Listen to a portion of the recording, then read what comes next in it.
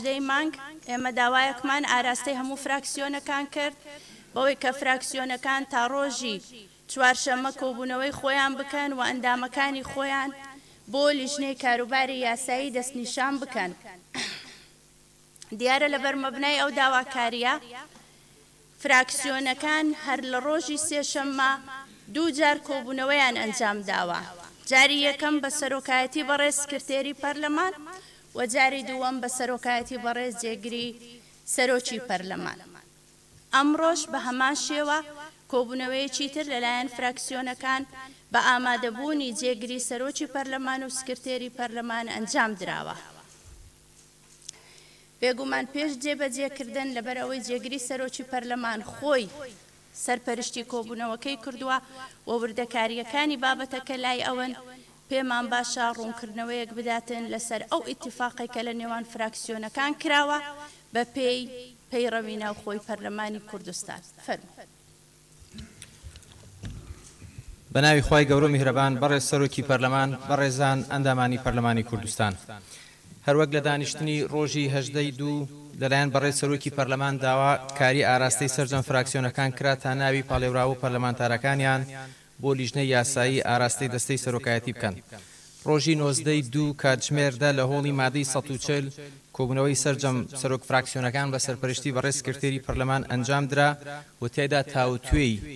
ئالیەت و میکانیزمی دیاریکردنی ئەندامەکانی لیژنەی یاسایی گفتوگۆی لەسەر کرا. دواتر لە کاتژمێر 12 تا کاتژمێر 2 کۆبوونەوەیەکی تری سەرجەم سەرۆک فراکسیۆنەکان بە سەرپەرشتی جێگری سەرۆکی پەرلەمان بەڕێوە چوو. لەو کۆبوونەوەیەدا ڕای دەستەی سەرۆکایەتی پەرلەمانمان ئاراستەی فراکسیۆنە بەڕێزەکان کرد کە بەپێی پەیڕەوی ناوخۆی پەرلەمانی کوردستان کار بۆ دیاریکردنی ئەندامانی بەڕێز لە لیژنەی یاسایی بکرێ و داواشمان کرد کە مەبدەئی تەوافق و سازانیش لە بەرچاو بگیرێ بۆ ئەوەی بتوانین نوێنەرایەتی زۆربەی هەرە زۆری فراکسیۆنەکانی ناو پەرلەمانی کوردستان پێکاتەکان جێیان لە لیژنەی یاسایی بێتەوە لەبەر گرنگی و بایەخی ئەم لیژنەیە. لەناو کۆبوونەوە گفتوگۆکان ڕایەکە بوو کە هەموو فراکسیۆنەکانی پەرلەمانی کوردستان نوێنەریان لە لیژنەی یاسایی هەبێ، بەڵام بە حکمی بڕگەیەک لە مادەی 110 پەیڕەوی ناوخۆ کە تعریفی فراکسیۆنەکان کراوە، بۆیە ئێمە 15 فراکسیۆنمان وەکو ئەم خاڵە لە ناو پەرلەمانی کوردستان هەیە و ئەندامێتی لیژنەکانیش لە 5 بۆ 11 ئەندامە. دواتر داوامان لە فراکسیۆنەکان کرد کە لە دوڕاو سەرنجی خۆیان ئاگادارمان بکەنەوە بنووسین و نوێنەران و پاڵێوراوانی خۆیانمان بۆ بنێرن. ئێمە ڕۆژی 19 دوو وەکو دەستەی سەرۆکایەتی پەرلەمانی کوردستان نووسراوێکمان بۆ هاتووە لە نێوان فراکسیۆنی پارتی دیموکراتی کوردستان و فراکسیۆنی حیزبی سۆسیالیست و تێدا هاوپەیمانەتییان ڕاگەیاندووە و پێکەوە بنە 46 کورسی و نووسراوێکیشمان بۆ هاتەبوو لەلایەن فراکسیۆنەکانی کلدان سریان ئاشور ئەرمەن کە لە 6 پەرلەمانتار ئیمزایان کردبوو و هەر شەشیان یەک پەرلەمانتاریان پاڵاوتوو بۆ ئەندامەتی لیژنەی یاسایی. فراکسیۆن و ئەندامانی پەرلەمان لە پێکاتی تورکمانیش بە هەمان شێوە ئەوانیش پێکەوە هەمویان بڕیاریاندا بوو یەک پەرلەمانتار بپاڵێون بۆ ئەندامەتی لە لیژنەی یاسایی. ئێمە ئەمڕۆ لە کاتژمێردا تا پێش ئەم دانیشتنە کۆبوونەوەیەکی زۆر گرنگ و لە کەشێکی زۆر برایانە و دۆستانە و بەگیانی دیموکراسیانە لە نێوان سەرۆکی فراکسیۆنەکانی ناو پەرلەمانی کوردستان لەگەڵ جێگری سەرۆکی پەرلەمان و سکرتێری پەرلەمان بەڕێوە چوو. لەوێش تاکیدمان کردەوە کە ئێمە لەگەڵ مەبدەئی تەوافق و ڕەچاوکردنی پەیڕەوی ناوخۆی پەرلەمانی کوردستانین. دوای گفتوگۆیەکی مەسئولانە و بە گیانی پەرلەمانی و گیانی دیموکراسی و یەکتری قبولکردن هەم ئالیەتی ناوپەیڕە لە بەرچاوگیرە هەم ئالیەتی تەوافقیش لە بەرچاوگیرە. بۆیە بەڕێز سەرۆکی پەرلەمان بەڕێزان ئەندامانی پەرلەمانی کوردستان ئەوەی کە لەو کۆبوونەوەیە پێیگەشتین ئەوە بوو کە بەپێی ئەو بەرکەوتەیە کە فراکسیۆنە بەڕێزەکانی ناو پەرلەمانی کوردستان هەیەنا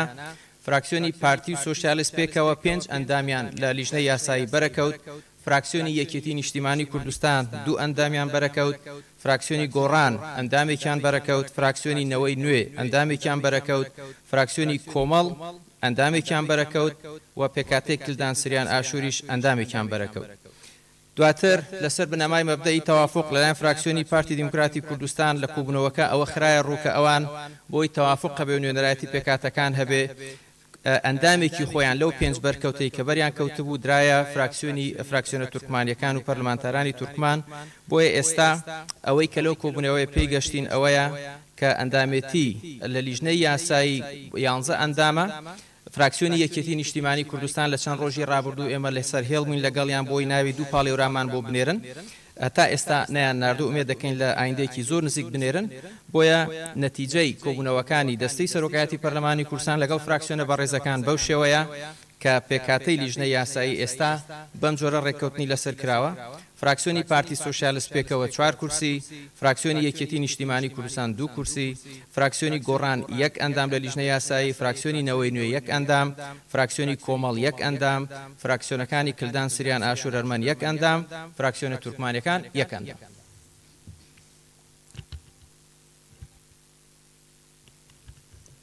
زۆر سپاس بەڕێز جێگری سەرۆکی پەرلەمان بەڕێزان ئەندامانی پەرلەمان بە پێی ئەو دەسەڵاتەی کە لە بڕگەی چوارەمی مادەی 28 لە پەیڕەوی ناوخۆی پەرلەمانی کوردستان دراوە بە دەستەی سەرۆکایەتی پەرلەمانی کوردستان لە دابەشکردنی ئەندامان بەسەر لیژنە هەمیشەییەکاندا بە لە بەرچاوگرتنی توانا و خواست و پێداویستی لیژنەکان ئێمە وەکو دەستەی سەرۆکایەتی بەو شێوەیەی خوارەوە ئەندامانمان دابەش کردووە بەسەر لیژنەکاندا ئێستاش داوا لە سکرتێری پەرلەمان دەکەین ناوی لیژنەی کاروباری یاسایی بخوێنێتەوە بە مەبەستی دەنگ لە سەردانی. نقطە نیزام هەیە بەڵێ فەرموو. بنای خوای گەورە میهرەبان بەڕێز سەرۆکی پەرلەمانی کوردستان ئێمە وەکو فراکسیۆنی یەکگرتووی ئیسلامی کوردستان بۆ لە کۆبوونەوەکەشە بەڕاشکاوانە ڕای خۆمان وت ئەمەی کە کراوە لە دوایین فراکسیۆن کە لەگەڵ سووربوونمان لەسەر پاراستنی مافی پێکهاتەکان بەڵام ئەو 6 بەڕێزەی کە 6 پەرلەمانتارن واتە 6 فراکسیۆنن هەر یەکە و 1 کورسیە لەبەرەوەی کە نەبوون بە 1 فراکسیۆن ناکرێ بخرێنە پێش فراکسیۆنی یەکگرتوو لە تەسەلسولی لائحەی دابەشکردنی کورسیەکانی لیژنەی یاسایی چونکە بەپێی مادەی 28 لە بڕگەی دووهەمە بە سەریحی ئەڵێ فراکسیۆنەکان نوێنەرایەتی فراکسیۆنەکان لە پەرلەمانی کوردستان ئەو 6 بەڕێزە 1 فراکسیۆن نین تا پێش فراکسیۆنی یەکگرتووی ئیسلامی کوردستان بکەون پاشان بۆ پاراستنی مافی پێکهاتەکان لە لیژنەکانە ئێمە پێشنیاری ئەوە ئەکەین کە بە لائحە هەمواری لائحی بکرێ بۆی کە مافی ئەوان بپارێزرێ بە لائحە لە پێڕەوی ناوخۆی پەرلەمانی کوردستان بۆیە بەڕاستی بە پێی سانتلیگۆش بێ کە ئەمە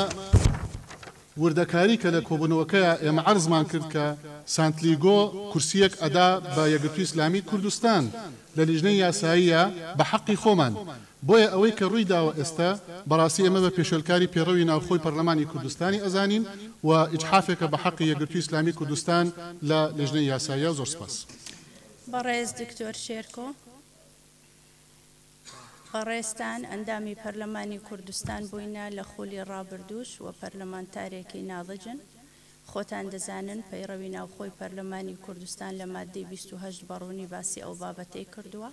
و سێف کۆبوونەوەتان کردووە لەگەڵ فراکسیۆنەکان و دەستەی سەرۆکایەتی پەرلەمانی کوردستان بە پێی دستور و بە پێی یاسا بنەڕەتیەکان لە هەرێمی کوردستان اینجا بە پێی پەیڕەوی ناوخۆی پەرلەمانی کوردستان ئەندامەکانی دابەش کردووە بەسەر لیژنەکاندا و بە هیچ شێوەیەک لەسەر حیسابی هیچ فراکسیۆنێک فراکسیۆنێکی تر ئەندامی لە لیژنەی یاسایی بەرنەکەوتووە و بەبیر هەموو ئەندامانی پەرلەمانیش دێنمەوە کە خاڵی پەیڕەوی لە مادەی 56 پەیڕەوی ناوخۆی پەرلەمانی کوردستان ئیشارەتی پێدراوە تکا دەکەم هەر ئەندامێک بە ناوی خاڵی پەیڕە و داوای لێدوان دەکاتن پەیڕەوی مادەی 56 بکە مادەی 56 لە پەیڕەوی ناوخۆ لە بڕگەی دووەم تەنها 3 حاڵەتی بە خاڵی پەیڕەوی داناوە. 1 پێشێلکردنی یەکێک لە مادە و بڕگەکانی دەستور و یاسا بەرکارەکان و پەیڕەوی ناوخۆ. 2 ئەگەر گفتوگۆکان لە بابەتی دانیشتنەکە دەرچوو. 3 داواکردن بۆ دواخستنی گفتوگۆ لەسەر بابەتێک و بڕیاردان لەسەر گفتوگۆکردن لە بابەتێکی تر یان ئاڵوگۆڕکردن لە بابەتێکی تر. 3 ئەگەر ئەندام بە خاڵی پەیڕەوی داوای ئاخاوتنی کرد بەڵام ئاخاوتنەکەی خاڵی پەیڕەوی نەبوو سەرۆک دەتوانێت ئاخاوتنی پێ ببڕێت لە کاتی دووبارە بوونەوەی لەو دانیشتە هەلێکی تری بۆ ئاخاوتن بە خاڵی پەیڕەوی پێ نادرێت. بۆیە تکا دەکەم لە هەموو دانیشتنەکان ئەو مادەیە لە بەرچاو بگرن و لەبەر مەبنای ئەو مادەیە داوای خاڵی پەیڕەوی بکەن. هەر ئەندامێکی پەرلەمانیش کە داوای خاڵی پەیڕەوی دەکات پێش ئەوەی قسە بکات پێویستە ئیشارەت بۆم بەو مادەی پەیڕەو بداتن کە سەرپێچی کراوە. ئێستا بەڕێز دکتۆر شێرکۆ قسەی خۆی کرد و تکا دەکەین بە پێی خاڵی پەیڕە و قسەی بەڕێزیان دووبارە نەکرێتەوە بە هیچ شێوەیەک دەنا ناچار دەبین قسەکانتان ببڕێن. بەڵێ مامۆستا هەورامان. بەڕێز سەرۆکی پەرلەمان هەورامان گەچێنەیی بە پێی مادەی 28 کە مادەکە دەخوێنمەوە بڕگەی یەکەم لیژنە هەمیشەیەکان لە ماوەی 25 ڕۆژدا لە ڕێکەوتی کۆتایی هاتنی یەکەم دانیشتنی پەرلەمان بە دەنگی زۆرینەی ئامادەبوانی پەرلەمان هەڵدەبژێردرێت. زۆر وازەحە مادەکە و بڕگەکە زۆر وازەحە بۆی کە دەبێت سەرجەم لیژنەکان پێکەوە پێشتر ئیتیفاقیان لەسەر بکرێت و لە دانیشتنێکی پەرلەمانە بخرێتە دەنگدانەوە و تەسویتی لەسەر بکرێت و دەنگیان لەسەر بدرێت. بابەتەکەی من ئەوەیە کە ڕوبەڕووی جەنابەتی یەکەمەوە بەڕێز سەرۆکی پەرلەمان دەمەوێت ڕوونکردنەوە بیت جەنابەت کە ئایا بۆچی ئێستا تەنها لیژنەی یاسایی جیاکراوەتەوە و بە تایبەت دانیشتنێکی نائاسایی پەرلەمانی بۆ ئەکرێ و لیژنەکانی تر هیچ باسوخواسیان لەسەر نەکراوە هیچ ئیتیفاقێکی لەسەر نەکراوە. خۆ ئەگەر بابەتەکەەوە بێسبێنێ پرۆژە یاسایە یان پرۆژە بڕیارێک بهێنرێتەوە هۆڵی پەرلەمان و تەقدیم بکرێت سەرۆکایەتی پەرلەمان پێشکەشیەکا و تەقدیمیەکا بۆ سەر ئەو لیژنانەی کە مختصن ئەگونجێ کە ئەو یاسایی کە ئێنرێ ئەمە و پرۆژە بڕیاری کە ئێنرێت پێشکەشەکرێ بۆ دەستی سەرۆکایەتی اختصاصی زیاد لە لیژنەیەک بێواتە نەک لیژنە یاسایی چەند لیژنەیەکی تر پێویست کە قسەی لەسەر بکرێت. ئایا بۆچی جەنابتان دانیشتنێکی نائاسایی پەرلەمانتان تایبەت کردووە تایبەت بە لیژنەی یاسایی؟ بابەتەکەی منیش کە عەرزم کردی و پێشنیارم کرد پڕاوپڕ نقطە نیزامیە. سپاس مامۆستا هەورامان بۆ خاڵی یەکەمت لە مادەی 28 لە فەقەڕەی یەک دەڵێ لیژنە هەمیشەیەکان ناڵێ هەموو لیژنە هەمیشەیەکان ئەگەر بیگوت بە هەموو لیژنە هەمیشەیەکان لە دانیشتنێکی پەرلەمان پێویستە دەنگیان لەسەر بدرێتن ڕاستە ئەوەی دەفەرمووی بەڵام کوتوێتی لیژنە هەمیشەیەکان تۆ دەتوانی لە یەک جەلسەیەک لیژنە دەنگ لەسەر بدەی و دەشتوانی لە یەک جەلسە هەر 15 لیژنەی دەنگی لەسەر بدەی هەردووکی ئاساییە و یاساییە. بۆ خاڵی دووەمیشت کە بۆچی داوای جەلسەی نائاساییمان کردووە خۆت دەزانێ ئێمە ئاراستەمان کردن کوتمان بەبێ لیژنەی یاسایی و بەبێ پێکهێنانی لیژنەی یاسایی لە هەموو خولەکانی ڕابردوش بگەڕێنەوە سەر پرۆتۆکۆل یەکەم کاری پەرلەمان ئەوە بۆ کە لیژنەی یاسایی پێکهێناوە لەبەر ئەوەی کاری پەرلەمانی بە هیچ شێوەیەک ئەدا ناکرێتن ئەگەرە تۆ لیژنەی یاسایی دروست نەکەی. پێویستە پێش هەموو لیژنەکان لیژنەی یاسایی دروست بکرێ اینجا پەرلەمان دەکەوێتە خۆ بۆ ئەنجامدانی کاری پەرلەمانی. ئەوە خاڵێکیان. خاڵی دووەمیان هەر لە ئێستاوە دوای کۆتایی هاتن پێش ئەوەی کۆتایی بەجەلسە بێنم پێتان ڕادەگەێنین کە ئێمە ڕۆژی هەینیەکی ئادارە بە پێی پەیڕە و وەرزی گرێدانی یەکەم لە ساڵی یەکەم لە خولی هەڵبژاردننی پێنجەم دەکەینەوە و لە مانگی یەکەمدا دەست بە تەقدیمکردنی پرۆژە یاساکان دەکرێت لە وەرزە تەشریعیەدا. بۆیە ئەو کارانەی کە کردومانە هەمووی کاری یاساین و هەمووشی بە پێی پەیڕە و ئەنجام دراوە و ڕوونکردنەوە کەش بەو شێوەیە کە پێشکەش جەنابەتمان کرد. ئێستا داوا لە سکرتێری پەرلەمان دەکەین کە ناوی ئەندامان و پاڵێوراوان بۆ لیژنەی یاسایی بخاتە ڕوو بە مەبەستی دەنگ لە سەردانیان. فەرموو. بەڕێز سەرۆکی پەرلەمان بە پێی حروفی ئەبجەدی ناوەکان دەخوێنمەوە. ئەرشەد حوسێن محەممەد فراکسیۆنی پارتی، بژار خالد عەبدوڵڵا فراکسیۆنی پارتی، جەلال محەممەد ئەمین فراکسیۆنی گۆڕان، خەدیجە عومەر تاها فراکسیۆنی پارتی، ڕووپاک ئەحمەد ڕەحمان فراکسیۆنی کۆمەڵی ئیسلامی، ڕۆبینە و میلک عەزیز پێکهاتەی کلدان و سریان و ئاشری و ئەرمان، سارە دلشاد بەکر پێکهاتەی تورکمان، عەبدولسەلام عەبدوڵڵا حەسەن فراکسیۆنی پارتی، کاوە عەبدولقادر حەسەن فراکسیۆنی جوڵانەوەی نەوەی نوێ. بەڕێز سەرۆکی پەرلەمان داوا لە بەڕێزتان دەکەم بخەنە دەنگدا.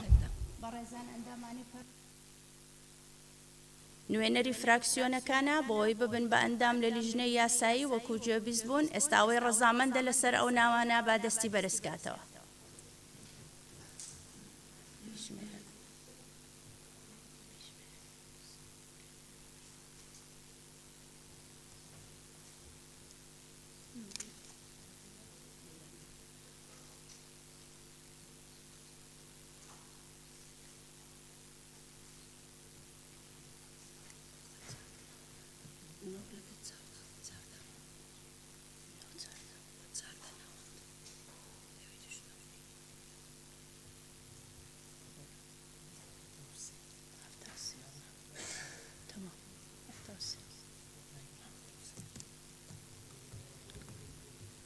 73 ئەندام پەرلەمان ڕەزامەندە لەسەر ئەو ناوانەی کە خوێندنەوەیان بۆ کراوە تا زۆرینەی پەرلەمان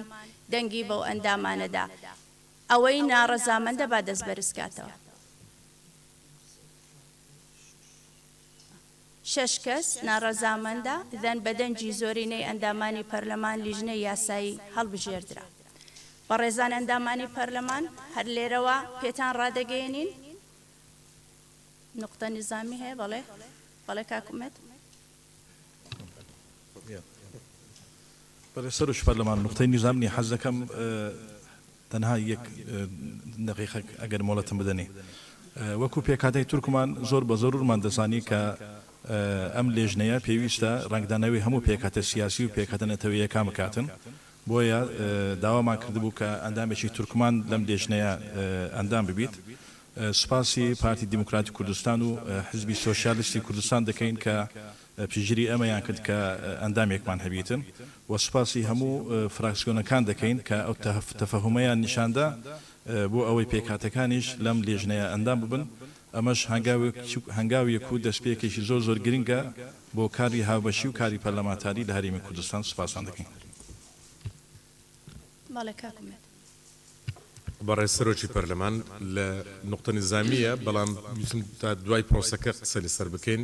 لە مادەی 16 ئەرکو دەسەڵاتەکانی دەستەی سەرۆکایەتی بڕگە 2 باز لەوە دەکات کە خوێندنەوەی کورتەی کۆنووسی دانیشتنی پێشووتری پەرلەمان و پەسەندکردنی ئەوە دوێمین دانیشتنەکە دەکرێت جاکە کۆنووسەکە نەبوو ئایا بەس لەبەرەوە بوو کە دەستەی سەرۆکایەتی و هەڵنەبژێردرا بوو داوای ڕوونکردنەوە دەکەین زۆر سپاس. بەڕێز کاکومێت کۆنووس لە جەلسەی نائاسایی کۆنووسی دانیشتنی ئاسایی ناخوێندرێتەوە بۆیە لە دانیشتنی ئاسایی کە ڕۆژی جومعە ئێمە ئەنجامی دەدەین و وەرزی گرێدان تێدا دەکەینەوە کۆنووسی دانیشتنی پێشوو دەخوێندرێتەوە لەبەر ئەوەی دانیشتێکی نائاسایی بوو بۆیە کۆنووس نەخوێندرایەوە سوپاس بۆ بەڕێستان بەڕێزان لەبەر پەرۆشی دەستەی سەرۆکایەتی پەرلەمان و لەبەر پەرۆشی بەڕێزان ئەندامانی پەرلەمان بۆ ئەوی پەرلەمان زوو بکەوێتە خۆ دەست بە کارەکانی خۆی بکە هەر لێرەوە بانگێشتان دەکەین کە ڕۆژی هەینی سعات 11 پێشنیوەڕۆ پەرلەمان دانیشتنی ئاسایی خۆی دەبەستێ بە مەبەستیکردنەوەی وەرزی گرێدانی یەکەم لە خولی هەڵبژاردننی پێنجەم.